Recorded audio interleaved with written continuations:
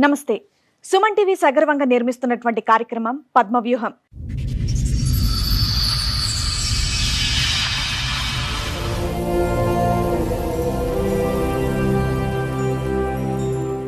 మరి ఈ కార్యక్రమాన్ని సమర్పిస్తున్నారు 6JVR జమలాపురం వారి రత్నాంజలి. మీ అదృష్టాన్ని మార్చుకోవడం ఇప్పుడు కల కాదు, 6JVR తో సాధ్యం. మ్యారేజ్ చేసేది మేడం, పెద్దలు చేసిన పెళ్లి. ఇక తను పెళ్లి చేసుకుంటాను, నాతో ఉండడం లేదు. ఏంటంటే అతను ఏం చేస్తున్నా అంటే మేడం, చెల్లెని మ్యారేజ్ చేసుకున్నప్పటి నుంచి టార్చర్ పెడుతుండు. చెల్లె చెప్పట్లేదు.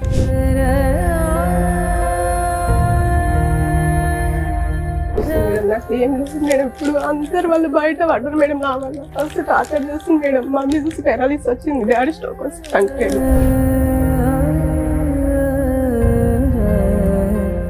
నువ్వు అంటే నాకు ఇష్టం లేదు, మా మమ్మీ నచ్చినందుకు నేను తీసుకున్నా. కట్నం గురించి నాకు ఆల్రెడీ ఇంకో అమ్మాయి ఉంది అని చెప్పింది మేడం. అమ్మ మంచుకున్నప్పుడు మేడం అమ్మ దగ్గర మాయ మాటలు చెప్పి 5 లక్షలు తీసుకుండు. నేను అడగంగా నాకు 1,20,000 రాసి ఇచ్చింది మేడం. ఇప్పుడు అమ్మ మాట్లాడలేని పరిస్థితి. అమ్మా, మీరు దగ్గర ఒక 500 మందిని పిలిచి భోజనాలు పెట్టారు. కనీసం మీ ఏరియాలో పెద్ద మనుషులు కానీ వీళ్ళు కానీ వచ్చి ఎవడ అడగలేదా? మాయం ఏం జరగాలి మేడం? ఏంటంటే మా పరిస్థితి ఏంటంటే మేడం, మా మమ్మీ చూసి అట్లా మా మమ్మీని చూసుకోవాలి మేము. నేనేమో ఆటో నడుపుతా మేడం, కిరాయి ఆటో నడుపుతా. చూసుకుంటాను మేడం. ఇప్పుడు ఒక్క అమ్మ తీసుకుని ఉన్న డబ్బు అంతా ఆయనకి ఇచ్చిరు. ఆ డబ్బు ఇస్తలేడు, ఇక్కడ నాకేం న్యాయం చేస్తలే మేడం. నాకు విడాకులు అని తెలియజేస్తుంది.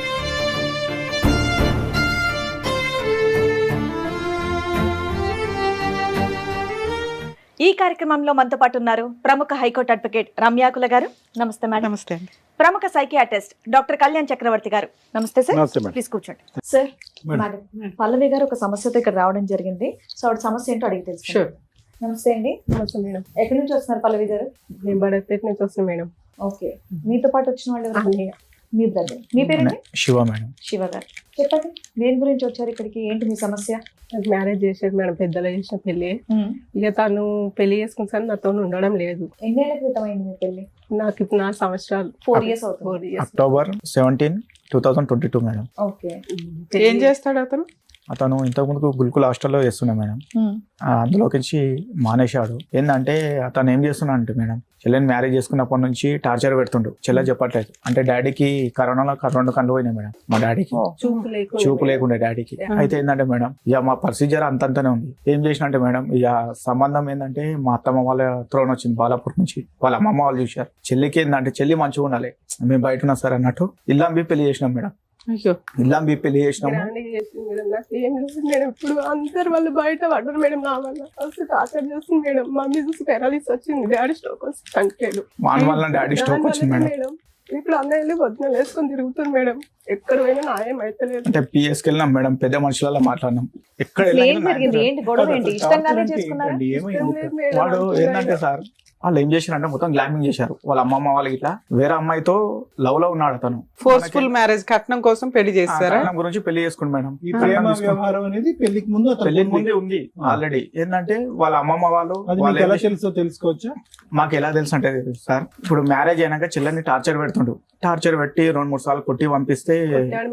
ఎన్ని రోజులకి పెళ్ళైన వెంటనేనా? పెళ్ళైన నెల నుంచి టార్చర్ మేడం. మీకు పిల్లలు గానీ ప్రెగ్నెన్సీ గానీ? నా దగ్గరకు అసలు రాకపోతుండే మేడం. తను ఇంకా కొడుతుండే.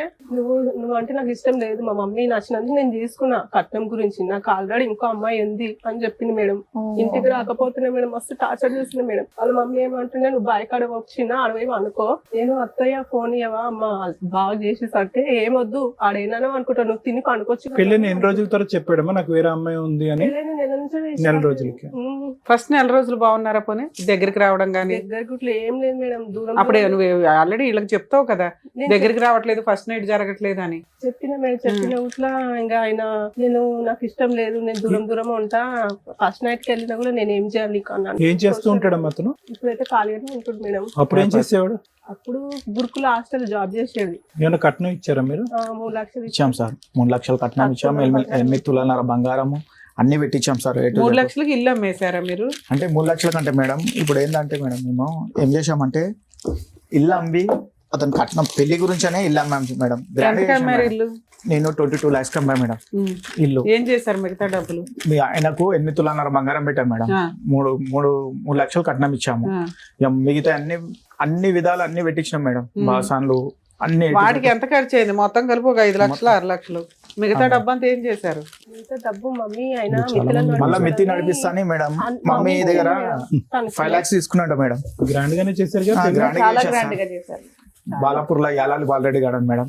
1,00,000 మేడం కల్ ఫంక్షన్ హాల్ కి మొత్తం పెళ్లి డిన్నర్ ఒకతాన. అయితే వాడు అమ్మ మంచుకున్నప్పుడు మేడం అమ్మ దగ్గర మాయ మాటలు చెప్పి 5 లక్షలు తీసుకుండు. నేను అడగంగా నాకు 1,25,000 రాసిచ్చిండు సార్. ఎప్పుడు ఇది పెళ్లికి ముందా? పెళ్లి తర్వాత 5 లక్షల మమ్మీ దగ్గర అమౌంట్ ఉన్నాయని తెలిసి 5 లక్షలు తీసుకుని నాకు 1,25,000 రాసిచ్చిండు మేడం. ఇప్పుడు అమ్మ మాట్లాడలేని పరిస్థితి. మమ్మీ ఇక అమౌంట్ ఇంకో అమ్మాయిని చేసుకున్నాను. ఫోటోస్ తీసుకుంది మేడం. ఇంతవరకు ఆ పైసలు కూడా ఇవ్వట్లేదు. నా వల్ల పైసలు ఆపింది మేడం. ఇంకో అమ్మాయితో మ్యారేజ్ కూడా అయిపోయిందా? చేసుకుని మేడం. ఇంకో బాబు ఇలా పుట్టిండు. ఏదో ఫోటో ఏదో అందులో ఉంది ఇదిగో, ఏదో అగో, last ఈ లో. ఫోటో అంటే ఓకే. బంగాళగూడ PS లో నాకు ఈ ఫోటో దొరికింది madam. Pavani madam, CI madam. ఇది ఎప్పుడు చేసుకున్నాడు? ఏ ఇయర్ లో?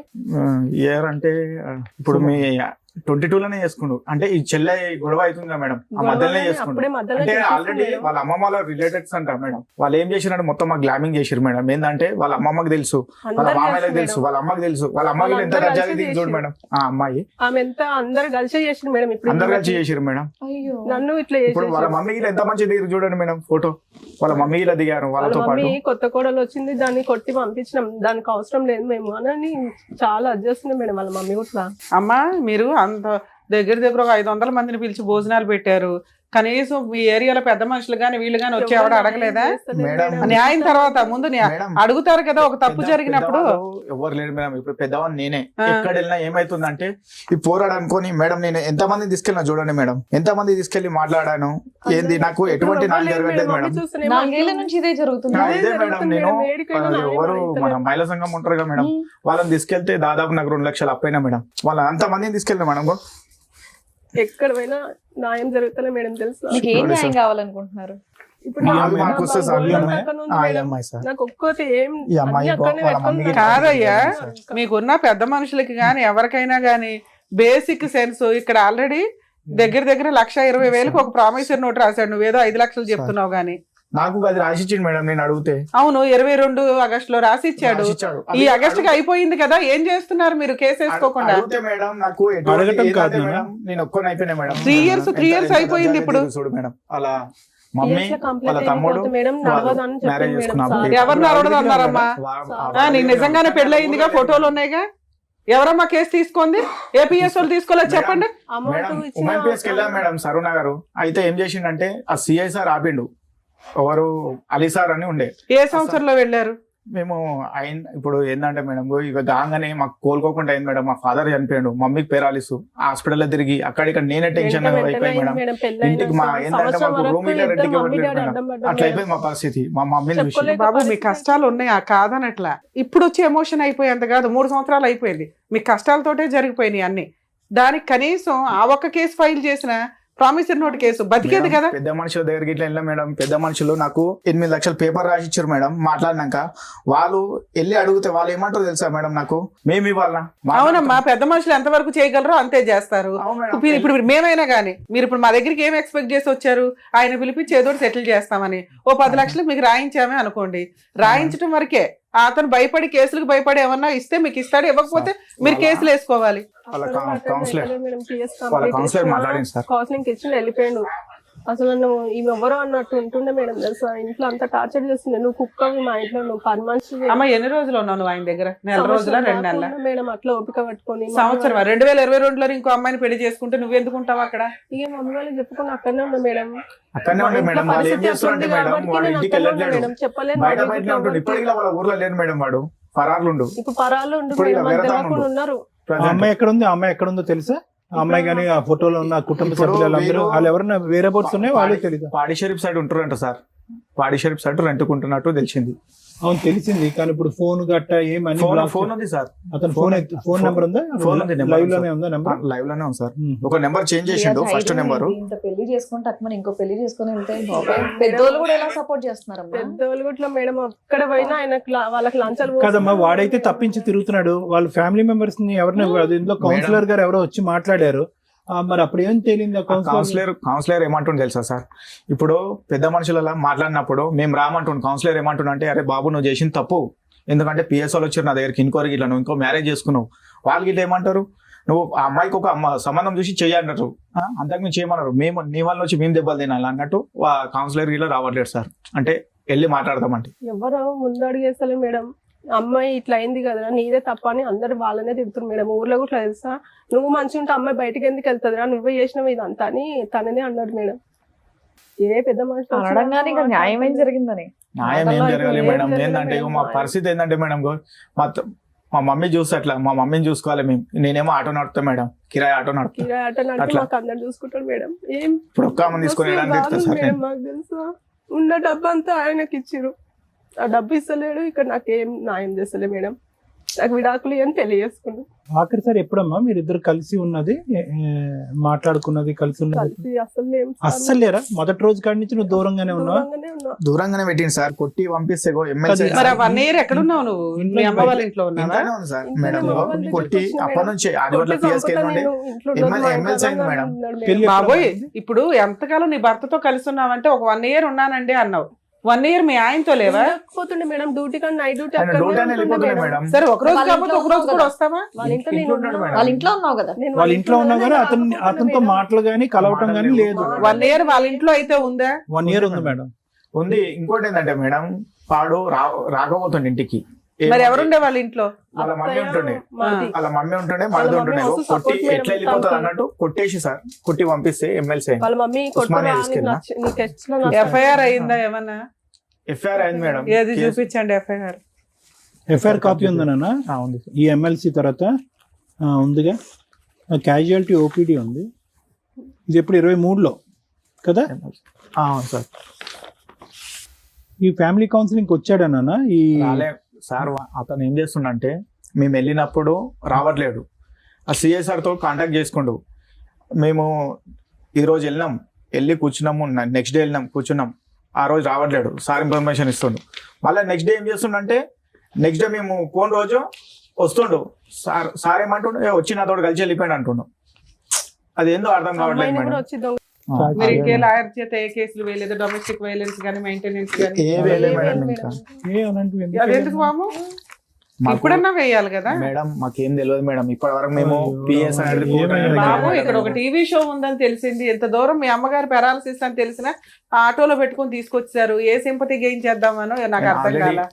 దానికి ఒక పద్ధతి ఉంటది కదమ్మా. ఇప్పుడు ఆవిడ వచ్చి ఏం చేస్తారు?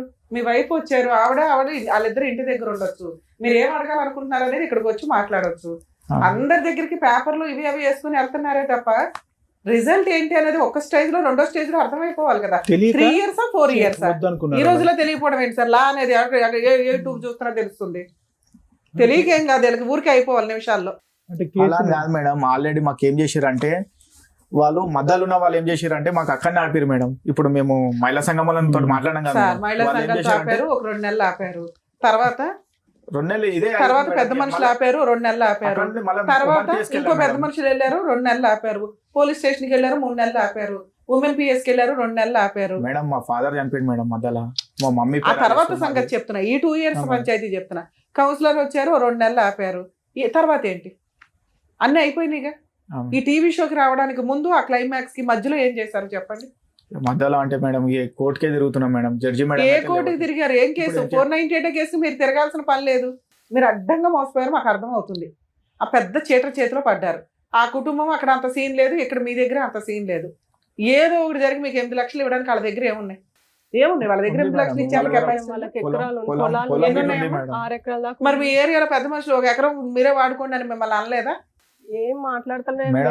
ఎందుకు మీకు న్యాయం చేయట్లేదు? ఇంత ఎవిడెన్స్ ఉన్నాయి. మేము ఏంటంటే, మా తప్పు ఏంటంటే మేడం, మేము గైక్నార్లో ఉంటుండే ఫస్ట్, అక్కడ నుండి ఇల్లు ఇక్కడ తీసుకున్నాం, బడంపేటలో తీసుకున్నాం. అట్లా మాకేందంటే అక్కడ పెద్ద మనుషులు ఎవరు తెలియదు మేడం, మాత్రం ఎవరు రావట్లేరు. అది మాకేందంటే అక్కడ లీడర్ ఇట్లా సపోర్ట్ బేసిక్ ఒక లాయర్ ని పెట్టుకోవచ్చు. ఎవరికి మీ కేసులు మీరు వేసుకున్న 3 ఏళ్ళకి వాడే కోర్టు చుట్టూ తిరుగుతానికి వస్తాడు, తప్పదు, ఎక్కడికి పారిపోవడం కుదరదు. కోర్టులో కొంచెం లేట్ అవుతుందేమో కానీ న్యాయం జరిగిద్ది, అంతే, జరగాల్సిందే. జరగడానికి ఉన్న ఒకే ఒక్క క్లైమాక్స్ దారి కోర్టు. కనీసం ఫ్రీ సర్వీస్ లో అని మొత్తుకుంటున్నాం మేము. దగ్గర 3 years 4 years నుంచే ప్రతి ఎపిసోడ్ లో చెప్తున్నాం, అడ్వకేట్లు పెట్టుకోలేని వాళ్ళే ఇక్కడికి వస్తున్నారు, మాకు అర్థం అవుతుంది. కానీ ఫ్రీ అడ్వకేట్లు గవర్నమెంట్ ప్రొవైడ్ చేసిన లీగల్ సెల్ అథారిటీలు, లోక్ అదాలతులు ఇన్నున్నాయి, ఫలానా అడ్రస్ అని క్లియర్ గా చెప్తుంటే కూడా ఇక్కడైతే దొరికేస్తారు కదా అని వస్తున్నారు. ఓకే, అప్పుడు కూడా మేము ఎక్స్ప్లెయిన్ చేస్తున్నాం, మీరు ఏం పోరాటం చేశారని. ఏమీ చేయలే, బేసిక్ ఒక్క 498 వేశారు. అక్కడ ఏదో అయిపోవాలంటే ముందు అక్కడ ఉండాలి డబ్బు, అక్కడ ఉన్నా వాడు ఇవ్వట్ల, ఆస్తులు ఉన్నాయి ఇవ్వట్ల. అప్పుడు మనం ఏం చేయాలి? ఒక్క డీబీసీ ఎన్ని కేసుల్లో చెప్తున్నాం, ఆ కేసులు వేసుకొని వసూలు చేసుకోవాలి. అడ్వకేట్లు పెట్టుకోలేము. మీరు పోలీస్ స్టేషన్కి వెళ్ళినప్పుడే నెక్స్ట్ స్టెప్ చెప్తారు. బేసిక్ ఇవి తెలుసుకోవాలి కదా, మీ హక్కులు మీకు తెలియకపోతే ఎట్లా? ఇక్కడ మీ మీద కోపం కాదు, అరే ఎంత అన్యాయం జరిగినా వీళ్ళకి పోరాటం రాలేదేంటా అని. ఎవరో పోరాడాలా మీకోసం. ఇక్కడ మేము దొరికాం, వచ్చేసారు, అయిపోయాయి. పెద్ద మనుషులు దొరికారు, అయిపోయాయి. ఎవరికన్నా ఏం అవసరం అంతంత టైం స్పెండ్ చేయడానికి? మీ కష్టం కోసం మీరే అరే కొంతకాలం మేము పోరాడాలి, మనకు ఒక లా రూల్స్ రెగ్యులేషన్స్ ఉన్నాయని మీరు అనుకోకపోతే ఎట్లా? వింటే మాకు బాధ చేస్తుంది. మేము ఇప్పుడే చేసేస్తామని మాటలు ఇస్తామని అనుకోకండి. ఎందుకంటే మీరు ఏదైనా పోరాటం చేసి అరే ఇది పర్ఫెక్ట్ కేసు, మనం వెళ్ళకపోతే పని అవ్వదు అన్న వాటికి వస్తాం. మీరు బేసిక్ పనులే చేయాలి, అప్పనంగా అయిపోవాలి. మాకు బోళ్ళని కష్టాలు ఉన్నాయంటే కష్టాలే ఉంటాయి అందరికీ. కష్టాలు లేనివాడు ఎవడో ఒకళ్ళు చెప్పండి, రమ్య గారికి కష్టాలు లేవు, మేడంకి లేవో, సార్కి లేవో, ఎవరికి ఉంటే రేంజ్లో వాళ్ళకు ఉంటాయి. పోరాడాలి, వెళ్ళాలి, పోనీ ఖర్చు పెట్టుకోం. ఫ్రీ అడ్వకేట్లు ఉన్నారని ఎన్ని చోట్ల చెప్తున్నాం, పోనీ ఇప్పుడు కూడా చెప్తా, అలా అన్నా ప్రయత్నించండి. ఇంకేమైనా ఉందా శివ చెప్పడానికి? ఏం లేదు సార్, అదే ఉంది సార్. ఏం కోరుకుంటున్నారు? మాది ఏం లేదు సార్, మా పెట్టినే ఇచ్చేస్తే సరిపోతుంది. ఎందుకంటే ఆమెకి ఒక చూసి ఇవ్వాలి కదా సార్. మాకేందంటే ఇప్పుడు ఇంట్లో ఇప్పుడు మేము రెంట్కుంటా సార్. నేను ఏంటంటే ఇప్పుడు మా వైఫ్ బాధలన్నీ అర్థమైంది, ఇప్పుడు కష్టాలు బాధలు అన్ని అర్థమైంది. ఆర్థికంగా మోసపోయారు, మానసికంగా చితికిపోయారు, చాలా దారుణాతి దారుణం. Clear cut. ఇప్పుడు వాడిని ఇప్పుడు మేడం అనేది ఏంటంటే, మీరు ఆ పద్ధతిలో వెళ్ళకపోతే ఎంత టైం గ్యాప్ వస్తుందో మీ కేసు అంత పలచబడిపోతుంది. ప్రామిస్ ఉన్నట్టు దొరకడం మామూలు విషయం కదా సార్. పర్ఫెక్ట్ రాశాడు, ఒకే హ్యాండ్ రైటింగ్, తీసుకెళ్ళి అలా కోర్టులో ఇన్ టైమ్ లో కనీసం మీరు జులైలో వచ్చినా దాన్ని బతికిచ్చేదాన్ని. ఇప్పుడు ఎంత టైం ల్యాప్స్ అయిపోయింది సార్? ఎప్పుడు August 12th ఏదో రాశారు. 3 years అయిపోయింది August 12th 2025. With in 3 years madam. అవును సార్. ఇప్పుడు అది పట్టుకుని తిరుగుతున్నారు అంటే అది ల్యాప్స్ అయిందని మీకు తెలుసా? అది టైం ల్యాప్స్ అయిందని, దానికి 3 సంవత్సరాల వ్యాలిడిటీ ఉంటుందని తెలుసా మీకు? అది కూడా తెలియదు. వీళ్ళకి అన్ని తెలుసు సార్. అడ్వకేట్ పెట్టుకోలేక ఏ అడ్వకేట్ దగ్గరికి వెళ్ళాలా వీళ్ళని. అంటే ఏంటి ఖర్చు అవుతుందనా? అడ్వకేట్ ద్వారా ఖర్చు అవుతుంది. ఫైనాన్షియల్ వీక్ అయిపోయారు. అమ్మకి మెడికల్ గా అవుతుంది. అమ్మ నువ్వేం పని చేయవా? ఖాళీలో ఉన్నా మేడం. ఏమమ్మా ఖాళీగా ఏదో అవార్డు ఫంక్షన్ లాగా చెప్తున్నావు, బాగానే ఉన్నావుగా, పని చేయలేవా? చదువుకోలేదా? ఏదో ఒకటి చేసుకోవచ్చు కదమ్మా. ఖాళీ హైదరాబాద్ లో చదువుకోలేని బోల్డ్ పనులు. వీళ్ళకి ఆ అబ్బాయికి లీగల్ దెబ్బ తప్ప భయమే లేదు, ఎందుకంటే వీళ్ళ బ్యాక్గ్రౌండే స్ట్రాంగ్ గా లేదు. ఎక్కడో ఒప్పుకుంటున్నాడు, ఒప్పుకొని వాడు పేపర్ ఇలా రాశాడు. ఏదో ఆ పేపర్ ఏదో వాడు ఒప్పుకుని రాసిన పేపర్. వాళ్ళు ఏంటంటే నాకు వైట్ పేపర్ మీద రాసిచ్చారు సార్. వాళ్ళ ఊరు మొత్తం అంతే ఊరు సార్. వాళ్ళు పెద్ద మనుషులు నాకు ఎటువంటి న్యాయం చేయలేదు. వాళ్ళు ఏంటంటే అనకండి ఆ మాట ఇరిటేటింగ్ గా ఉంది వినడానికి. పెద్ద మనుషులకి ఏం పని న్యాయాలు చేయడానికి? పెద్ద మనుషులకి ఏం పని మేడం? రాపిచ్చారు వాళ్ళు అంతమంది. ఇప్పుడు మమ్మల్ని అడిగి రేపు నువ్వు బయటికి వెళ్ళి మమ్మల్ని కూడా అలాగే అనేలా ఉన్నారు మీరు. సరే, ఇది రాసినప్పుడు తర్వాత ఇప్పుడు ఇది రాశాడు, తర్వాత ఏమైంది? ఫాలో అప్ లోకి వెళ్ళారా మీరు? వెళ్ళాం సార్. వెళ్తే పెద్ద మనుషులు అలా పిలిస్తే రావట్లేడు ఇక. అంటే అక్కడ నుంచి ఇక ఇల్లు కాల్ చేసేసి వేరే సైడ్ రెంటుకున్నాను. సార్ మీరు చెప్పిన ప్రతి మాట నిజం, మేము నమ్ముతున్నాం, మాకు తెలుస్తుంది. కానీ పెద్ద మనుషుల దగ్గరికి వెళ్ళాం న్యాయం జరగలేదు, టీవీ షోకి వెళ్ళాం న్యాయం జరగలేదు, పోలీస్ స్టేషన్కి వెళ్ళాం న్యాయం జరగలేదు. టైం ప్రకారం జరుగుతాయి, పర్ఫెక్ట్ వేలో వెళ్తే జరుగుతాయి. పిచ్చి వేలోనే ట్రై చేసేసారు మేడం. పిఎస్ నుంచి కానిస్టేబుల్ ఇచ్చి పంపించారు మేడం. ఇంటికి ఇట్లా లాక్కుంది, ఫోటో ఇలా తీసుకొని వచ్చాం మేడం. అంతకంటే పోలీసులు ఏం చేస్తారు మీకంటే? దాన్ని బట్టి పోలీసులు మాక్సిమం చేశారు. మీది జిడ్డు కేసు కింద లెక్క. జిడ్డు కేసుకి మీరు ఫస్ట్ చేయాల్సిన పని ఏంటో తెలుసా? రియలైజ్ అవ్వాలి, ఓహో మనం మోసపోయాం. ఈ రోజున సైబర్ క్రైమ్ లో ఉత్తిని మోసపోతున్నారు జనాలు. ఆ మోసాల్లో మనం ఒకళ్ళం. ఓకే, ఒక ఆడపిల్ల సొమ్ము తిన్నవాడు ఎవడో బాగుపడ్డు, అందులోనే ఆడపిల్లని మోసం చేశాడు. దీనికి మనం స్ట్రాంగ్ అవ్వాలి అంటే మనకున్న కష్టాలకి ఆల్రెడీ మీ అమ్మగారు పెరాలసిస్, ఆవిడ మెడికల్ అవుతాయి, మీ భార్యాభర్తలు పోషించుకోవడానికే సరిపోతుంది. ఈ అమ్మగారికి తిండి పెట్టుడే ఎక్కువ నా దృష్టిలో అయితే. ఎందుకంటే నేనేమి చెయ్యను మేడం అనే అమ్మాయిలంటే నాకు చాలా కోపం. కాళ్ళు చేతులు లేనోళ్ళు, కళ్ళు లేనోళ్ళు కూడా ఏదో పని చేసుకుని బతకాల్సిన పొజిషన్ లో మనం ఉన్నాం ఈ సమాజంలో. ఎందుకంటే 1,00,000 రూపాయలు వచ్చినా చాలా, వాళ్ళ రేంజ్ లో వాళ్ళకి ఆ ఖర్చులు ఉంటాయి. నువ్వు ఒక్కడివే ఆటో తోలుతూ ఇంతమందిని పోషిస్తున్నావంటే, అరే నేను ఏదో ఒకటి చేయాలి కదా అన్న కోసం కనీసం అమ్మాయి అనుకోవాలిగా. ఏంటి భేద ఏడుపులు ఏడుస్తున్నారు? ఆ అమ్మాయిని బయటకు పంపించి మీరు ఉద్యోగం చేయించలేకపోయారు, పని చేయించలేకపోయారు. ఏంటి మీ పౌరుషం అంటే? నాకు దానికి రీజన్ చెప్పండి. మేము సర్వీస్ చేయాలా లేదా ఆలోచిస్తాం. ఆ పేపర్ పనికి వస్తుంది, నన్ను లీగల్ గా అదేం పనికిరాని పేపర్. అంటే మమ్మీ డాడీ ఉన్నప్పుడు ఇట్లా ఏమో ఇక్కడ పంపించలేదు మేడం. ఇప్పుడు ఏంటంటే ఇప్పుడు ఈ పరిస్థితులు ఉంటే ఏమన్నా నిందలు వేస్తారు అన్నట్టు. ఏమి నిందలు వేస్తారు సార్? ఏ సమాజంలో ఉన్నారు మీరు? ఏ సమాజంలో ఉన్నారు? ఆడపిల్ల బయటికి వెళ్ళి జాబ్ చేస్తే నిందలు వేస్తారా? క్యారెక్టర్ ఎప్పుడు జనాలు అబ్జర్వ్ చేస్తూనే ఉంటారు. ఎవడి పని ఆడు చేసుకెళ్తుంటే కుక్కల మరుగే వాటి గురించి పట్టించుకోవసరలా. ఒకటి, ఏ అమ్మాయి అన్నా కరెక్ట్గా ఉంటే మరీ పొడిసి అంత హీనమైన సమాజంలో ఎవరు లేవు. అలా అయితే ఎన్ని సంవత్సరాలు దాచుకుంటాం? 6 లక్షలు 8 లక్షల కోసం ఎన్ని సంవత్సరాలు దాచుకుంటాం? సరే 8 లక్షలు వస్తే ఏం చేస్తావు? 8 లక్షలతో ఆవిడ సరిపోతే జీవితకాలం బతికేయడానికి? మళ్ళీ ఇంకోటి ఏమన్నా తీసుకొచ్చి అంటగడతారు. ఇంతేగా. ఆ అమ్మాయికి ఒక కుటుంబం కావాలో, భర్త కావాలో, పిల్లలు కావాలి. ఇంతేగా మీ దృష్టిలో? అది నాకు నచ్చదు. మీ కేసు నేను ఎందుకు ఎమోషన్ రీచ్ అవ్వట్లేదంటే, అరే వీళ్ళకి ఎన్ని కష్టాలు ఉన్నాయి, మారాలనే అనుకోవట్లా. ఛాన్స్ ఉంది, స్టామినా ఉంది. ఈ మ్యారేజ్ ఏంటంటే మొదటి రోజు నుంచి ఇది 1 వే ట్రాఫిక్. ఏదైతే కనుక అనాలిసిస్ ఆర్ ఇన్వెస్టిగేషన్ పెళ్లికి ముందు జరగాలో అది బహుశా ఏంటంటే అంత క్లోజ్డ్ సీక్రెట్ ఏమీ కాదు. ఆ వ్యక్తి ఏంటి, వ్యక్తిత్వం ఏంటి, ఇంత బహిరంగంగా ఒక అమ్మాయితో ఫోటోలు తీసుకున్నటువంటి వాడు ఆ ఊరు వాడు ఆ చుట్టుపక్కల ఇరుగు పొరుగులు ఏమన్నా లవ్ స్టోరీ నడిచిందంటే కనుక ఖచ్చితంగా చెప్తారు. ఎంత బహిరంగంగా ఉందో చూడండి. అది ఫోటోలు కానీ ఇవి కానీ ఆ పెళ్లి కానీ చాలా ఆడావిడంతా మామూలుగానే ఉంది. కుటుంబ సమేతంగా అమ్మాయిని దగ్గరుండి పెళ్లి చేశారు. అంతా చాలా కథ నడిచింది. ఇటొచ్చి ఏంటంటే కనుక వాడిని ఊరికనే ఒక మగాడిని అలా వదిలిపోయకూడదు, వాడిని మార్కెట్లో పెట్టాలి, మార్కెట్లో పెట్టి వాడు ఎంఆర్పి ఎంతో కనుక్కోవాలి. సో ఆ ఎంఆర్పి ప్రకారం మీరు 3 లక్షలు ఇచ్చారు, ఘనంగా పెళ్లి చేశారు, ఒక ఇంటోడు అయ్యాడు. వాడు ఏమనుకున్నాడంటే వచ్చిన కాడి నుంచి మిమ్మల్ని తోలుబొమ్మలు అట్లాగా ఇంట్లో ఒక మనిషిలాగా పెట్టి ఉద్యోగం సద్యోగం అనుకుంటూ ఊరు వాడ తిరుగుతూ వేరే సెటప్ పెట్టుకుని అక్కడ కాపురం చేశాడు. ఆ 1 ఇయర్ పాటు కేవలం వాడు 1 ఇయర్ పాటు చేసింది ఏంటంటే కేవలం నీకేంటంటే ఇమోషనల్ గా విరిగిపోయేటట్టు చేశాడు. దొరికినట్టు అందనట్టు బయట ఉంటూ ఏంటి అసలు మొగుడు అనేవాడు ఉన్నాడా, ఒంట్లో ఉన్నాడా అంటే ద ప్లాన్. నేను అనేది ఏంటంటే ఈ విధంగా వచ్చేటటువంటి వాళ్ళకి ముందు నుంచి clear cut plan of action ఉంటుంది. ఈ ప్లాన్ లో కేవలం వాడు ఒక్కడే భాగస్వామి కాదు, మొత్తం కుటుంబ సభ్యులు అందరూ భాగస్వామి. ఎందుకంటే కనుక అరే సమాజం గురించో కట్నం గురించో మనం పెళ్ళైతే చేస్తాము, తర్వాత నువ్వు ఆడుకుంటావో పాడుకుంటావో నీ ఇష్టం, ఆ అమ్మాయిని ఉంచుకుంటావో పంపిస్తావో నీ ఇష్టం అని చెప్పి. ఇక్కడ చూసారా ఏమైందో? కొట్టడం అనేటటువంటిది ఒకసారి జరిగింది, కానీ ఇమోషనల్ గా మాత్రం సఫికేట్ చేశారు. నేను ఇమోషనల్ గా సఫికేట్ చేయటం అంటే కనుక ఏమవుతుందో అక్కడ నీకు తెలియదు, గందరగోళం. పెళ్ళైన కాడి నుంచి ఫస్ట్ నిన్ను నువ్వు పూర్తి స్థాయిలో అర్థం చేసుకుని నిన్ను పూర్తి స్థాయిలో అతనికి ఇంట్రడ్యూస్ చేసుకునే లోపలే నీకు వేరే అమ్మాయి నా జీవితంలో ఉందని ఇంట్రడ్యూస్ చేశాడు.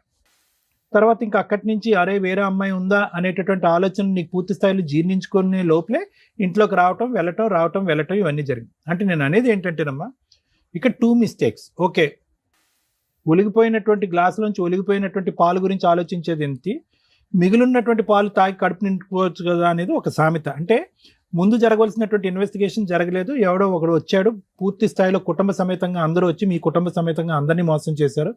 మామూలు అసలు ఒక దిగు స్థాయి అంటే ఆర్థికంగా దిగువ లోవర్ క్లాస్లో ఉండేటటువంటి మీరు అసలు ఆ పెళ్లి చూస్తే కనుక ఎవరికన్నా కళ్ళు బయర్లు గమ్ముతాయి. ఎంత ఘనంగా చేశారు అసలు ఎంత ఘనంగా చేశారు, ఇంకో 10 ఏళ్ళు బతికేయచ్చు రకంగా ఘనంగా చేశారు. ఆ పెట్టుబడులు ఏంటి, ఆ పిలిచినటువంటి ఆ జనం ఏంటి, ఆ భోజనాలు ఏంటి, ఆ గ్రాండ్ గాలాలో ఆ పిక్చర్, ఆ ఫొటోస్ ఏంటి, అన్ని విధాలుగా చేశారు. అరే నాకు బాధ ఏంటంటే కనుక రమ్య మేడం గాని నాకు కానీ ఇంత ఘనంగా పెళ్లి చేసినటువంటి వాళ్ళు అరే ఒక ఇంట్లో ఉన్నటువంటి ఒక్క ఆడపిల్లకు వేరే ఇంటికి పంపిస్తున్నప్పుడు వాడు ఎలాంటి వాడు దొంగ, ఎలాంటి వాడు భూత, వాడి వెనకాతలు ఎవరున్నారు ఏంటి అనేటటువంటిది 1 సంవత్సరం ఎంక్వైరీ చేసుకున్నా పర్వాలేదు. అంటే నీలాంటి ఆడపిల్లలు ఎవరైనా కూడా అరే ఈడేదో జాబ్ చేసేస్తున్నాడు, హైట్ ఉన్నాడు, వెయిట్ ఉన్నాడు, కుటుంబం అంతా కూడా మంచిగా అనిపిస్తుంది అని చెప్పి ఈ పైకి కనిపించేటటువంటి హంగులు కాకుండానే లోతుగా వెళ్ళి ఇన్వెస్టిగేట్ చేయడానికి ట్రై చేయండి. అది చాలా ఇంపార్టెంట్. ఎందుకంటే మీరు పెట్టినటువంటి ఖర్చు చూస్తే కనుక ఆ సంబంధం మీకు ఏ స్థాయిలో నచ్చితే కనుక అంత ఖర్చు పెట్టారు. మీరు ఏ స్థాయిలో నచ్చింది మీకు అంటే ఇలాంటి తిరుగులేనటువంటి సంబంధం, అంత గొప్ప సంబంధం అని చెప్పి ఖర్చు పెట్టారు. కరోనా టైంలో మీ నాన్నగారు కళ్ళు పోయి ఇలాంటి నానా ఇబ్బందుల్లో ఉన్నా కూడా ఎక్కడా వెనకాడకుండా పెళ్లి జరిపించారు. రెండో అంశం ఏంటంటేనమ్మా సార్ మొదట్లో బాగానే ఉన్నాడు, తర్వాత మనిషి మారిపోయాడు అనేటటువంటి చాలా సందర్భాలు ఇక్కడ సహజంగా మేము చూసేటటువంటిదమ్మా. ఇక్కడ డే 1 నుంచే ఒక మారు మనిషిని మీరు చూశారు. డే వన్ నాకు వేరే అమ్మాయి ఉంది, వేరే అమ్మాయిని నేను పెళ్లి చేసుకుని నాకు వేరే లవ్ స్టోరీ ఉంది, నువ్వు ఉన్నావు ఉన్నట్టే నాకు అక్కర్లేదు అనేటటువంటి మనిషి నీకు నువ్వుగా ఏదో ఇన్వెస్టిగేట్ చేసుకుని అతను ఫోన్ చెక్ చేసో లేదంటే మార్కెట్లో ఒక అమ్మాయితో తిరుగుతున్నట్టు కాదు. సహజంగా మీ స్టేజ్ మీద చూసేటటువంటిది. అతనికి ఓన్గా వచ్చి నీకు డిక్లేర్ చేశాడు. అంటే దొంగోడు వచ్చి నేను దొంగ డాష్ అని నీకు ఓపెన్గా చెప్పుకున్నప్పుడు అక్కడి నుంచి మీరు ఇంకా వెయిటింగ్ ఏం ఆడకూడదమ్మా, హైపర్ అలర్ట్ అయిపోవాలి మీరు. అంటే ఇంకా వన్ వే ట్రాఫిక్ అని నేను అన్నాను స్టార్టింగ్ నా ఓపెనింగ్ స్టేట్మెంట్లో. అంటే అది నిలిచేటటువంటి పెళ్లి కాదు, ఊడేటటువంటి పెళ్ళి. ఎందుకంటే కనుక కపట్ నాటకం కానీ దొంగ నాటకం కానీ కుటుంబ సమేతంగా అందరూ చేసినటువంటి మోసం అక్కడే బహిర్గతం అయిపోయింది. అక్కడ మొదలైనటువంటి కథ ఎక్కడ వేసిన గొంగలు అక్కడే ఉంది ఇప్పటికీ కూడా. డబ్బులు పోయినాయి, పరువు పోయింది. మొత్తం మీద మీరు ఇంత పరువు పోగొట్టుకుని మీకు కసి కోపం ఎలా రగిలిపోవాలంటే, కసి కోపంతో ఆయన ఏదో కొట్టేసి చంపేమనట్లేదు, అసలు కేసుల మీద కేసులు వేసి అసలు ఊపిరి సలపనివ్వకూడదు, వాడికి ఉక్కిరి బిక్కిరి చేయాలి. అప్పుడు సచ్చినట్టు వచ్చి సిట్టింగ్కి వస్తాడు, కాంప్రమైజ్ వస్తాడు. మీరు ఆ ఒక్క స్టెప్ తప్ప మిగతా అవన్నీ చేశారు. ఇప్పుడు ఏమైంది, అవన్నీ చేయటం వల్ల వాళ్ళని పిలిపించుకోవటాలు, వాళ్ళకి కూడా కొద్ది గొప్ప ఎవరన్నా అవనియండి కొద్ది గొప్ప డబ్బులు ఇవ్వటాలు, వాళ్ళ భోజనాలు కాఫీలు, మీ పెట్రోల్ ఖర్చులు, అక్కడ తిరగటాలు ఇక్కడ తిరగటాలు, ఇవన్నీ తడిపి మోపుడైంది కదా. దాని బదులు ఒక లాయర్ని పెట్టుకుని ఈ పాటికి మొత్తం గట్టిగా బిగించుంటే వాడు కాలబేరానికి రాడు. ఇప్పుడు వాడికి అర్థమైపోయింది. ఇందాక నుంచి ఏమంటున్నారంటే మేడం కానీ నేను కానీ మిమ్మల్ని సైకలాజికల్గా బలహీనం చేసి మిమ్మల్ని అన్ని పద్ధతుల్లోంచి వెళ్ళేటట్టు చేసి, ఏ పద్ధతుల్లో అయితే కనుక మీరు వెళ్తే ఖచ్చితంగా ఓడిపోతారు అన్ని పద్ధతుల్లో మిమ్మల్ని పంపించేటటువంటి విధంగా చేసి, ఎక్కడికి రమ్మన్నా ఆ పంచాయతీకి వచ్చి, ఎక్కడ సంతకం పెట్టమన్నా అక్కడ సంతకం పెట్టి, ఆఖరికి మీ పరిస్థితిని ఎలా క్రియేట్ చేశాడు అంటే కనుక మీరు తప్ప మీరు ఏమీ చేయలేరు. ఊరికనే చూడండి, మీ బ్రదర్ బహుశా అతని జీవితకాలం సరిపోదేమో అన్ని ఎవిడెన్స్లు కలెక్ట్ చేసుకున్నాడు. వచ్చిన కాడి నుంచి ఎవిడెన్స్ల మీద ఎవిడెన్స్లు చేస్తున్నాడు. బయట పేపర్లోనే ఇన్ని ఎవిడెన్స్ ఉన్నాయి, అతని ఫోన్లో స్టోరేజ్ కూడా నిండిపోయింది. మొత్తం అన్ని ఫోటోలు గిటోలు, సఖీ దగ్గర ఫోటోలు అన్నీ. అంటే ఇన్ని ఆధారాలు పెట్టుకుని ఆ ఆధారాలన్నీ ఏం చేశారంటే బీరువాలో పెట్టి తాళం వేసి జోబులో పెట్టుకుని జోబులో నింపుకున్నాము. ఆధారాలన్నీ కూడా ఒక ట్రాక్లోకి వెళ్ళి ఒక పద్ధతిగా మీరు పట్టు బిగించుంటే కనుక ఈ పాటి గెలిచేసేవారు, మీరు అయిపోయి ఉండేది. ఎందుకు మీరు ఇంకా ప్రైవేట్ పంచాయతీలు, టీవీ షోలు ఇలాంటి వాటి మీదే ఆధారపడుతున్నారు అనేటటువంటిది మా బాధ. పోనీ కలవటానికి ఏమైనా అవకాశం ఉందా?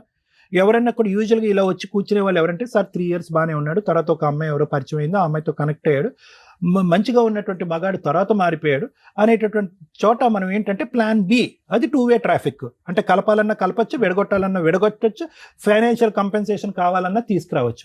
ఇక డే 1 నుంచి మీకు స్మెల్ తెలిసిపోయింది వీడు కరెక్ట్ కాదని చెప్పి.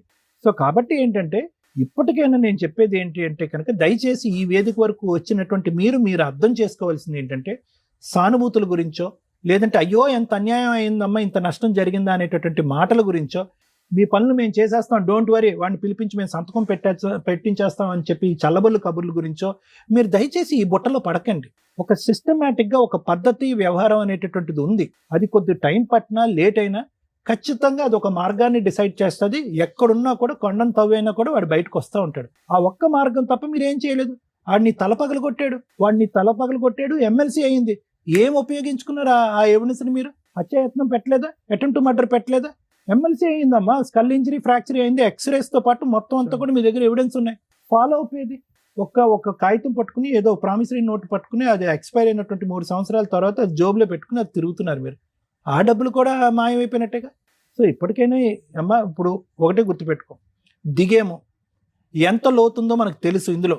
ఓకే, ఇప్పుడు మనకి స్విమ్మింగ్ రాకపోయినా స్విమ్మింగ్ చేయాలి, కొట్టాలి అంతే, కాళ్ళు చేతులు ఆడాలి, కొట్టాలి అంతే, కనుక తేల్తాం, లేదంటే మునిగిపోయి చచ్చిపోతాం అంతే, ఏం బతకలేం మనం. ఈరోజు మీరు పోరాడేది దేని గురించి? ఓన్లీ ఒక్కటే మిగిలింది ఇక్కడ, పరువు అనేటటువంటిది మీరు తీసుకోలేదు, వాడు తీశాడు. ఘనంగా మీరు చేసినటువంటి పెళ్లి వల్ల మీరేమీ నష్టపోలేదు, మీరు తలదించుకోవాల్సినటువంటి అవసరం లేదు. ఈ రోజు మీరందరూ కలిపి ఒంటి చేతి మీద ఇతను మొత్తం కుటుంబాన్ని నడిపిస్తున్నాడు. అది మామూలు పరిస్థితి కాదు, పెద్ద వయసు కూడా ఉండదు ఈ అబ్బాయికి ఫస్ట్ మీరు ఇవ్వాల్సింది అందరూ కదా, పద నేను ముందు పద, ఇలాగ ఈ పంచాయతీలు ఇవన్నీ వద్దు, నేను దమ్ము ధైర్యంగా నేను ఉంటాను, నా కాళ్ళ మీద నేను నిలబడతాను, పెళ్ళి ఉంటేనే జీవితం, పెళ్ళి లేకపోతే వేస్ట్, వ్యర్థం అనేది కాదు, నా కాళ్ళ మీద నిలబడి నేను ఉద్యోగం, నేను చేదోడు వాడ్డాడుగా ఏదో ఎంతో కొంత సంపాదిస్తాను, నువ్వు మనోధైర్యంతో ఉన్నా అన్న, మనం ఫైట్ చేద్దాం అని చెప్పి అతనికి ధైర్యాన్ని ఇవ్వండి మీరు ఫస్ట్. మోస్ట్ ఇంపార్టెంట్ అది. ఇది ఒక్కటే మార్గం అమ్మా. నేను చెప్పేది ఏంటంటే కనుక, ఇక్కడ పరువు, ప్రతిష్ట ఇవన్నీ తీసి పక్కన పెట్టండి. ఫైనాన్షియల్ కంపెన్సేషన్ గురించే మీరు ఈరోజు ఇక్కడ కూర్చున్నారు. దానికి ఉన్నటువంటి ఏకైక దారి లాయర్ మేడం చెప్పినట్టుగా లీగల్ అప్రోచ్. దాన్ని నమ్ముకోండి, మిగతా అన్నీ తీసి పక్కన పెట్టండి. సుడో ప్రామిసెస్, ఫాల్స్ ప్రామిసెస్ మేము చేసేస్తామని ఎవరన్నా పెద్ద మనుషులు కూర్చుంటే కనుక ఎవరిని కూర్చోనివ్వద్దు. ఎందుకంటే అందరినీ కూడా టోపీ వేయగలిగేటటువంటి సమర్థుడు మీ సోకాల్డ్ భర్త. Thank you. సార్ మీ ఇంట్లో ఎవరెవరు ఉంటారు సార్? నేను, మా వైఫ్ మేడం, మమ్మీ, సిస్టర్. మీకు ఎంతమంది పిల్లలు? పిల్లలు లేరు మేడం. 5 years అవుతుంది మ్యారేజ్. మీ వైఫ్ ఏమైనా జాబ్ చేస్తారా? బ్యూటిషియన్ చేస్తుంది. ఆవిడ చేయొచ్చా జాబ్? బ్యూటిషియన్ చేస్తుంది మేడం. అదే ఆ పని చేయొచ్చా? చేయొచ్చు కానీ మీ సిస్టర్ చేయకూడదు అని అంటున్నాను. మీ సిస్టర్ చేయకూడదు? అట్లా ఏం లేదు మేడం. కాకుండా అంటే ఇప్పుడు ఎంత అయ్యింది సార్, మీ వైఫ్ బ్యూటిషియన్ వర్క్ చేస్తుందంటే ఆ సరౌండింగ్స్ లోనే ఆవిడ అండర్లోనో ఆవిడ పక్కనో తను చేసే చోట మీ సిస్టర్ ని కూడా పంపించవచ్చు. అంటే 1 month ఎందుకంటే ఒక కన్న తల్లి లాగా రక్షణగా మీ వైఫ్ ఉంది. నిజంగా అమ్మాయిని అప్రిషియేట్ చేయాలి సార్. పెరాలసిస్ అత్తగారు, భర్త వదిలేసిన పాప మా అమ్మాయి తప్పేమీ లేదు, అయినా కూడా ఇలా ఒక ఆడపడుచుని ఎంటర్టైన్ చేస్తూ మీ ఇద్దరు కష్టార్జితంతో నలుగురిని పోషించుకుంటూ వెళ్తున్నారు చూసారా. మీకు ఓకే బ్రదర్గా మీకు ఓకే, మంచి మంచి బ్రదర్. ఈ మధ్య బ్రదర్స్ అంత ఎమోషన్ కనిపించట్లే. మీ వైఫ్కి హ్యాట్స్ ఆఫ్ చెప్పాలి. ఎవరు సార్ ఈ రోజుల్లో ఏ వదినండి బాబు ఎట్ట కూర్చోబెట్టి వంట ఇప్పుడు చేయగలిగితే ఇంట్లో ఏమైనా శుభ్రం చేసి వంట చేస్తుందేమో, అంతకు మించి ఇది అస్సలు నాకు నచ్చలేదు సార్. ప్లీజ్ నా రిక్వెస్ట్, మీ వైఫ్తోనే పంపిస్తారు. ఆడపిల్ల సంపాదించాలి, అవసరం వచ్చిన రోజు. ఆ అమ్మాయికి అవసరం వచ్చింది, 3 ఏళ్ళు కూర్చోబెట్టేశారు. సంపాదించి కాపురాలు నాశనం చేసుకోమని నేను చెప్పట్లా. ఎందుకు చదివించారు? ఇంటికి సంబంధించి అన్ని బాధ్యతలు టాలెంట్గా చేసుకొని వెళ్తుందని. అవసరం వచ్చిన రోజు ఫైనాన్షియల్ సపోర్ట్, తనని తాను పోషించుకోగలిగిద్దని. ఈరోజు తనని తాను పోషించుకునే పొజిషన్లో లేదు. మీ వైఫ్ కరెక్ట్గా లేకపోతే ఏడబోయేది? మీరు గుండెలు బాదుకొని కూడా అరే మా అమ్మకి మా చెల్లికి నేను ఏదైనా చేద్దాం అనుకున్నా చేయలేకపోతున్నానని చేతులు కట్టుకోవాలి, లేదా మీ వైఫ్ని వదిలేసి ఇక్కడికి రావాలి. మీకు జీవితం ఉండదుగా అప్పుడు, అవునా? అందుకు మీ వైఫ్ని నేను అప్రిషియేట్ చేశాను. మీ 3 జీవితాల్లో మీ వైఫ్ మీద ఆధారపడం. ఇక్కడికి కూడా వేస్ట్ అయినబ్బా రావడం అని అనుకోకండి. ఎందుకంటే ఇప్పటిదాకా మీ చిప్లో ఏం చేయాలనే దానికి ఫాస్ట్గా అయిపోవాలి, ఫాస్ట్ ఫార్వర్డ్లు అయిపోవాలి, పెద్ద మనుషుల దగ్గరికి వెళ్తే అయిపోద్ది, పోలీస్ స్టేషన్, ఇవన్నీ చేశారు చూసారా. ఎవరికైనా నేను అదే చెప్తాను సార్, కోర్టు వద్దు. చచ్చిపోతున్నారు కోర్టులో జడ్జెస్. పొద్దుట కూర్చుంటే అర్ధరాత్రులు కూడా వర్క్ చేస్తున్నారు. ఇంకా అడ్వకేట్ల కన్నా బ్రీతింగ్ టైం ఉంటుందేమో. మీకు మీ ఒక్కటే కేసు, ఆ డిస్ట్రిక్ట్లో ఉన్న కేసులన్నీ పాపం వాళ్ళకే ఉంటాయి.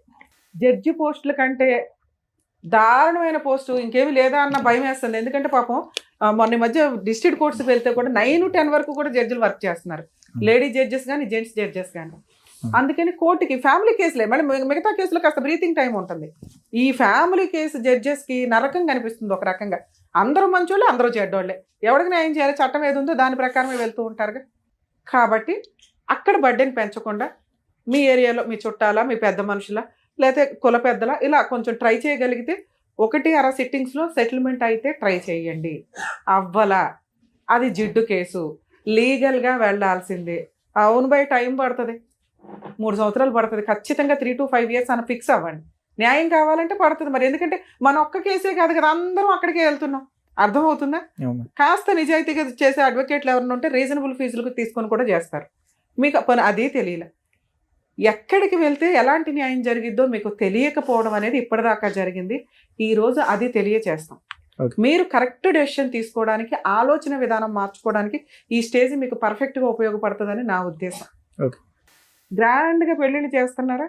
ఆడపిల్ల పెళ్ళి 1000 మందికి పెట్టామండి, 5 లక్షలు పెట్టి వీడియోగ్రాఫర్ ఫోటోగ్రాఫర్ని పెట్టామండి, 10 లక్షలు పెళ్ళికే భోజనాలకే అయినాయి, సామాన్ ఇచ్చి పంపించాం. ఇవన్నీ గోడకేసిన సున్నం.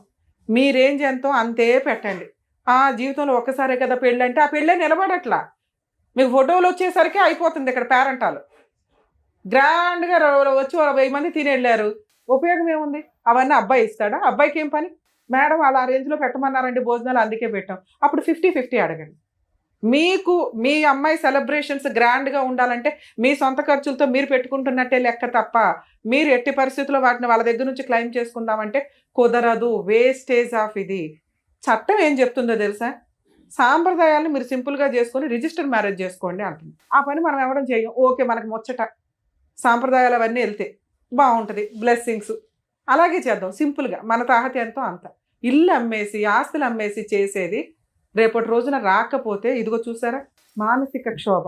అవి రావాలని కాదు కదా మనం పెళ్ళిని చేసి నిలబడాలని చేస్తాం, మరి వాటిని ఎట్లా క్లెయిమ్ చేస్తాం?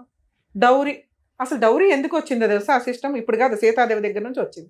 ఒకసారి పెళ్ళైపోయి వెళ్ళిపోయినాక ఆ కుటుంబం స్త్రీ అయిపోద్ది కాబట్టి తను తన భర్త దగ్గర తలెత్తుకొని ఉండడానికి ఇక్కడ నుంచి కుటుంబం నుంచి పుట్టింటి నుంచి తీసుకెళ్లేది ఒక బ్లెస్సింగ్గా, ఇష్టంగా తీసుకెళ్లిన సారీ కాస్త నగలు కాస్త డబ్బు ఇట్లా కన్వర్ట్ అయ్యి డిమాండ్గా వెళ్ళిపోయి కిరసనాయిల్లో గ్యాస్ సిలిండర్లు చంపేసే స్టేజ్కి వెళ్ళింది. దానికి ఒక చట్టం, డౌరీ ప్రొహిబిషన్ యాక్ట్, అంత స్పెషల్గా తీసుకురావాల్సిన పరిస్థితులు వచ్చినాయి. ఈ రోజున ఎవరన్నా డౌరీ అడిగితే దయచేసి పెళ్ళిళ్ళు చేసుకోకండి. లేదు మేడం మా ఏరియాలో సాంప్రదాయం, మీరేం తీసుకెళ్తారో అది మీ అమ్మాయి పేరు మీదే, అది ప్రాపర్టీలు అయినా క్యాష్ అయినా ఏదైనా గోల్డ్ రూపంలో తీసుకెళ్తుందా, ఇంతే.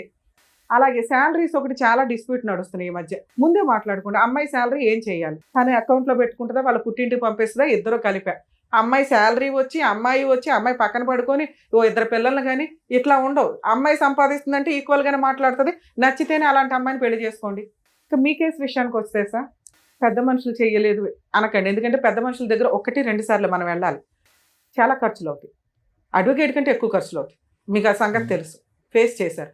కాకపోతే మీ కోరిక ఏంటంటే ఫాస్ట్గా అయిపోద్దేమో, కోర్టుల చుట్టూ వెళ్తే టైం వేస్ట్ అన్న ఒక ఉద్దేశంతో మీరు మేబీ ఈ డెసిషన్ తీసుకొని ఉంటారు, కరెక్టే. కానీ 1-2 సార్లకి ఫెయిల్ అయింది. ఏ పెద్ద మనిషి అయినా, ఏ లాయర్ అయినా, ఏ కోర్టు అయినా ఆర్డర్స్ ఇవ్వగలదు తప్ప గుంజి తీసుకురాలేదు. అలా ఆడు ఇవ్వలేనప్పుడు ఏం చేస్తారు, జైలుకి పంపిస్తారు. జైలుకి వెళ్ళటం అనే ఒక భయం ఉంది చూసారా, దాంతోటే సెటిల్మెంట్లు అవుతాయి. 1. 2, ఆస్తులు ఉంటే వారసత్వపు ఆస్తులు కానీ వాళ్ళ పేరు మీద ఆస్తులు కానీ, అరే నువ్వు ఇవ్వ మాకు, నువ్వు జైలుకు పో, నీ ఆస్తిని నేను క్లెయిమ్ చేసి ఆ పిల్లకి ఇప్పిస్తా అని అంత డెసిషన్ తీసుకోగలిగే కెపాసిటీ ఉన్నది కోర్టుకు మాత్రమే. ఇతను పెద్ద మనుషుల దగ్గర ఒక వైట్ పేపర్లో రాసి ఇచ్చాడు క్లియర్గా 8 లక్షలు ఫుల్ అండ్ ఫైనల్ సెటిల్మెంట్ అని. దీనికి ₹1 పెరిగిద్దే తప్ప ఇప్పుడు తగ్గదు. ఓకే, ఆ రోజుల్లో 8 లక్షలు ఆ రోజే ఇచ్చుంటే మీరు ఎక్కడైనా ఇన్వెస్ట్మెంట్ పెడితే అది ఇప్పుడు 15 లక్షలు 20 లక్షలు అయ్యేది. ఆ రోజు అతను ఇవ్వలేదుగా. ఇందాక మిమ్మల్ని ఎందుకు అడిగానంటే అంత కెపాసిటీ అతనికి ఉందా లేదా అని. ఉంటేనే రాసి ఉంటాడు, లేదు ఆస్తులు ఉందన్నారు, ఆస్తులు అటాచ్మెంట్ చేసుకోవచ్చు. మరి ఇప్పుడు రమ్య గారు మాట్లాడేసి ఏమైనా చేయగలరా అంటే, ఇప్పుడు రమ్య గారు సారు మేము మాట్లాడితే ఎలా ఉంటుందంటే, పొల్లయ్య మాట్లాడాడు, ఎల్లయ్య మాట్లాడాడు, వెంకయ్య మాట్లాడాడు, ఇప్పుడు రమ్య గారు మాట్లాడారు, యూజే ఉంది. కానీ మీ స్టేజ్కి అది సెట్ కాదు. ఇప్పుడు మేము మాట్లాడడం వల్ల ఈ 5 లిస్టులో 6వ వాళ్ళ కింద మేము యాడ్ అవుతాం. మీరు ఆ గోవు ఎట్లా పగలగొట్టాలంటే లీగల్గానే కరెక్టే. మీరు అడ్వకేట్ని పెట్టుకోలేరు. పోలీస్ స్టేషన్ కేసు మీకు చాలా స్ట్రాంగ్గా రాశారు, ఈచ్ సెక్షన్స్ అయిపోయినాయి పర్ఫెక్ట్గా. ఆ అమ్మాయికి కొట్టినవి కానీ ఎమ్మెల్సీ రిపోర్ట్స్ని బేస్ చేసుకొని డౌరీకి సంబంధించి, మెంటల్ ఫిజికల్ హెరాస్మెంట్కి సంబంధించి అన్ని సెక్షన్స్ పెట్టారు. అంటే మీ పోరాటం బాగుందో లేకపోతే మాలాగా వాళ్ళు నమ్మారు, నిజమే కాబట్టి పోలీసులకి తెలుస్తుంది. కానీ ఎంత చేయగలరో అంతే చేయగలరు, మిగతాది మనం చేసుకుంటూ వెళ్ళాలి. పెద్ద మనుషులు వద్దు, ఇంకెవరు వద్దు, అయిపోయింది. వాళ్ళందరూ అలవాటు అయిపోయారు అతనికి. 3 ఏళ్ల నుంచి అతనికి కొమ్ములు కూడా వచ్చేసింది, నన్ను వీళ్ళు ఏమీ చెయ్యలేరు, అరే బాబు మేమేం చేయలేము, చట్ట ప్రకారం జరిగిన రోజుకే న్యాయం జరిగింది. ఈ ఆశలు వదిలేసుకోండి. ఫస్ట్ మీరు నేను చెప్పినట్టు కోర్టులో వేయండి, 2 ఇయర్స్లో వాడు సెటిల్మెంట్కి రాకపోతే అడగండి. అదేంటి మేడం మీరు ఫోన్ చేస్తే అయిపోద్ది కదా అంటే అవ్వదు. ఎందుకంటే ఇదే ఫస్ట్ అనుకోండి, సెకండ్ అనుకోండి మేము మాట్లాడితే అరే బాబు తర్వాత లీగాలిటీ ఉందనే భయం. ఇప్పుడు అతనికి అది లేదు, వీళ్ళు ఏమీ చేయలేరు, మేము దాక్కున్నాం, ఎక్కడ దొరుకుతారు, కోర్టులో వేసుకుంటే దొరుకుతారు. అర్జెంటుగా అయిపోవాలనేది మీ కేసులో అవ్వదు. కొంచెం దీనికి ప్రిపేర్ అవ్వండి. ఇల్లు గడవాలి, ప్రశాంతంగా ఉండాలి. మనకి ఇప్పటికిప్పుడు కోటేశ్వరంలో ఏమో అవ్వవసరలా, ఈ డబ్బులు ఎక్కడ పోవని నేను చెప్తున్నా. నేను మాట ఇచ్చానంటే అది 100% జరిగింది, మీరు టెన్షన్ పడకండి ఫస్ట్. కాకపోతే రమ్య గారు ఏమంటున్నారు, 2 ఇయర్స్ పడుతుంది అంటున్నారు. ఆ 2 ఇయర్స్కి ఏం చేయాలి సార్? మీరు FIR ఇచ్చారు, యాక్చువల్లీ నాకు ఇప్పుడు సెట్ చేయడానికి కుదరలేదు, ఛార్జ్ షీట్ అయిందా లేదో చూడండి. సూపర్గా 7 మెంబర్స్ మీద పెట్టారు. 7 మెంబర్స్ మీద ఛార్జ్ షీట్ అయ్యిందంటే ఇవాళ కాకపోతే రేపైనా వాళ్ళు సెటిల్మెంట్కి రావాల్సిందే. ఎందుకంటే మీకు ఇది సగం వరకు పోలీసులు చేశారు, మిగతా సగం పబ్లిక్ ప్రాసిక్యూటర్ ఉంటారు. ఆ కేసుకు కూడా మిమ్మల్ని పిల్లరు మీ అవసరం ఉంటే తప్ప. సో మీ తరపున ఫ్రీగా కేసు బ్యాక్గ్రౌండ్లో నడుస్తూ ఉంటుంది. మీకే కాదండి, ఎవరికైనా కానీ 498 కేసుల్లో అడ్వకేట్స్ రిక్వైర్మెంటే లేదు. అడ్వకేట్లు ఎందుకు అంటే డ్రాఫ్ట్ ప్రాపర్గా రాయడం కోసమే. వీళ్ళు ఆల్రెడీ పెట్టేసుకున్నారు కాబట్టి సగం వరకు పోలీసులు చేస్తారు. వన్స్ కోర్టుకు వచ్చినాక ఛార్జ్ షీట్ ఫైల్ అయినాక దాంట్లో పబ్లిక్ ప్రాసిక్యూటర్ ఉంటారు, విక్టిమ్ తరపున, డిఫాక్టో కంప్లైనెంట్ తరపున. అక్యూజ్డ్ 7 మీద అడ్వకేట్ ఫీజులు ఎంత అవుతాయో తెలుసా? అది వచ్చిన రోజు మీ దగ్గర సెటిల్మెంట్ స్టార్ట్ అవుతుంది. దానికి 7 షూరిటీస్ కట్టే రోజు కనీసం 15,000 చెప్పిన 2 షూరిటీలు, అర్థమవుతుందా? 1,40,000 కోర్టుకు కట్టే రోజు మీతో సెటిల్మెంట్ స్టార్ట్ అవుతుంది. అప్పుడు అవ్వలేదా? పోనీ వాళ్ళకి ఎవరో అడ్వకేట్లు దొరికి మనం గెలిచేద్దాం ఎరగదీద్దాం అని ఏదో చెప్తారుగా, ఒక స్టేజ్ వరకే. అవన్నీ ఫేక్. ఒక స్టేజ్ తర్వాత సెకండ్ మ్యారేజ్ మీ దగ్గర పూర్తి ఎవిడెన్స్ ఉంది, మేడం. అడ్డంగా జైల్లో వేస్తారు జడ్జి, అవును. ఎమ్మెల్సీ రిపోర్ట్ ఉంది, అంత స్ట్రాంగ్ కేసు పెట్టుకొని ఇలా వీక్ గా మాట్లాడితే అట్లా మీకు దాని పవర్ తెలియట్లా. తెలిసిన దాన్ని నాకు కోపం వచ్చింది అందుకే. ఓకే. అరే ఇన్ని ఎవిడెన్స్లు ఇంత పెట్టుకొని పిచ్చి మొక్కల్లా తిరుగుతున్నారు బాబ్ అని. నో, మీరు దగ్గర 15 lakhs 20 lakhs వస్తే సెటిల్ చేసుకోండి, లేకపోతే ప్రాపర్టీ అటాచ్మెంట్. ఇంకొక కేసు చెప్తాను సార్, మీరు ఎక్కడైతే ఉంటారో అక్కడ సఖీ కేంద్రాలు అని ఉంటాయి. ఓకే. డొమెస్టిక్ వైలెన్స్ కేసు మీరు ఎంత వేస్ట్ చేశారంటే, ఆ ఒక్క కేసు అమ్మ చెప్తున్నాం ప్రతి ఒక్కరికి గోరు ముద్దలు పెట్టినట్టు, మెయింటెనెన్స్ కేసులు ఇవి ఇన్ని అవసరంలా. ఒక్క డొమెస్టిక్ వైలెన్స్ కేసు, ఒక చిన్న ఫ్రూట్ బాస్కెట్ అనుకోండి, నానా రకాల ఫ్రూట్స్ అందులో ఉన్నట్లే ఇది ఒక 5 కేసులతో సమానం. ఓకే. ముందు అందులో ఇంటీరియర్ మెయింటెనెన్స్ నెలకి 30,000 40,000 కావాలని వేయండి. ఫిజికల్ అటాక్ ఇవన్నీ జరిగినాయి కాబట్టి పనిష్మెంట్ కాంపెన్సేషన్ 40 lakhs వేయండి. ఎందుకంటే ఆ కేసుకి అంత వర్త్ ఉంది. ఎంత ఇస్తారని జడ్జి ఇష్టం, ఓకే. తను అంత డిమాండ్ చేయొచ్చు. అందులో 8 to 10 lakhs అబ్బాయి యాక్సెప్ట్ చేసిన డాక్యుమెంట్సే ఉన్నాయి. ఉన్నాయి. నెక్స్ట్ మీ పెళ్లివి మీరు పెట్టిన సామాన్లు కలిపి కూడా కోర్టు ఆర్డర్ చేస్తారు. ఇది కాంపెన్సేషన్, అది marriage expenses, mental physical harassment అన్ని కలిపి నేను 40 lakhs అని చెప్తున్నాను. ఇది ఎక్కడ అంటే సఖీ కేంద్రానికి వెళ్ళి మీరు పోలీస్ స్టేషన్లో ఎలా అయితే బిహేవ్ చేస్తారో అక్కడ అలా బిహేవ్ చేస్తే government free legal aid provide చేస్తారు. ఓకే. అక్కడి నుంచి మీకు అడ్వకేట్. ఈ 2 వేసి మీ పని మీరు చేయండి. ఇలా పని చేయాలంటే సొసైటీ ఏమనుకుంటుందో, చుట్టుపక్కల అమ్మాయి ఏ తప్పు చేయలేదు సార్, ఈ రోజు అలాంటి అమ్మాయిలు దొరకట్లా మాకు క్యారెక్టర్ తోటి. ఎవరో ఏదో అంటారు గుచ్చుతారంటే ఎవడి పని అడుగుంది, వాళ్ళ పాపని వాళ్ళే పోతారు. అంత గబ్బును వేసుకుని వాళ్ళు తిరుగుతుంటే మనమేం అనలేంగా. అర్థం అవుతుందా? వాళ్ళు ఏదో అనుకుంటారు, వీళ్ళు ఎవడో చోపడి తిండి పెట్టరుగా. ఆ అమ్మాయిని గౌరవంగా నువ్వు జాబ్కి వెళ్తావు వెళ్ళవా, ఏదో ఒక పని. అసలు నెక్స్ట్ 1st తారీఖు నుంచి నువ్వు వెళ్ళావని చెప్పి నేను వినాలి ఆ మాట. ప్లీజ్ లేడీస్ ఇట్లా ఉండకండి తల్లి, అవసరమే లేదు. అన్ని పర్ఫెక్ట్ ఉన్నారు మీరు, మీ వదిలి చూసి నేర్చుకోండి. ఆ అమ్మాయి కుటుంబం కోసం వెళ్ళింది, ఆ పిల్ల బంగారం ఒక రకంగా. మరి మిమ్మల్ని తిట్టినా పడండి, ఎందుకంటే అంతే మీ కేసు అంతే. మీరు జాబ్కి వెళ్ళండి, మీకు తగ్గ మంచి వ్యక్తి రాసి పెట్టే ఉంటుంది ఎక్కడో అక్కడ. కానీ వీడంతా తేల్చండి ఫస్ట్, ఇది నా కోరిక. ఇక సఖీ కేంద్రం మీరు ఎక్కడ ఉంటారో చెప్తే ఆ అడ్రస్ నేను చెప్తాను. అమ్మా అంటే ఎక్కడికి వస్తుంది? సిటీ సివిల్ బాలాపూర్ పక్కన. అయ్యో బాబు, మీకు సరూర్ నగర్ ఉమెన్ పోలీస్ స్టేషన్కి వెళ్ళి ఉంటారుగా, వాళ్ళని అడిగితే కూడా చెప్తారు సఖీ కేంద్రం. దాంట్లో సఖీ కేంద్రం ఫోటో ఉంది కదయ్యా, సార్ నేను సఖీ అని ఫోటో తీసే సఖీ కేంద్రం కనుక్కుంటాను అంటున్నా. ఒకవేళ వెళ్తేనా ఒకసారి ప్లీజ్ వెళ్ళండి. నేను ఇప్పుడు చెప్పినట్టు అక్కడ ఇది 498 ఈ పేపర్స్ మీ దగ్గర ఉన్న ఎవిడెన్స్ అంతా ఒక సెట్ పెట్టుకోండి, అన్ని కేసులకి కావాలి. సో ఆ కేసుతో కూడా మ్యారేజ్ ఫొటోస్, వెడ్డింగ్ కార్డు, అమ్మాయికి సంబంధించింది ఈ FIR కాపీలు, ఇక్కడే కంప్లైంట్ లో చెప్పారు అవి చెప్తూ ఇందాక నేను చెప్పిన డిమాండ్స్ అడగండి, ఫ్రీ అడ్వకేట్ని అడగండి. 100% ప్రొసీడింగ్స్ ప్రకారం మీకు 100% 15 lakhs అన్న సెటిల్మెంట్ అవుతుంది. ఇప్పుడు నేను చెప్పిన వేలో మీరు ఫైట్ చేస్తే మీ ఫైటింగ్ మీరు చేయండి. ఇన్ కేసు ఒక 1.5 year కి ఏదైనా తేడా వస్తుంది, షో నడుస్తూనే ఉంటుంది మీ అందరి కోసం. ఓకేనండి, sir madam thank you so much. మరి ఇంత గ్రాండ్ గా పెళ్లి చేసిన తర్వాత మరి ఇంతలా మోసం చేస్తారనేది నేను నిజంగా చూడడానికి వినడానికి చాలా షాకింగ్ గా ఉంది. అలాంటి వాళ్ళకి ఎలాంటి పనిష్మెంట్ ఇస్తే బాగుంటుంది అండ్ వీళ్ళకి ఎలా న్యాయం జరిగితే బాగుంటుందో చెప్పినందుకు థ్యాంక్ యూ సో మచ్. మరో కథతో మళ్ళీ కలుద్దాం.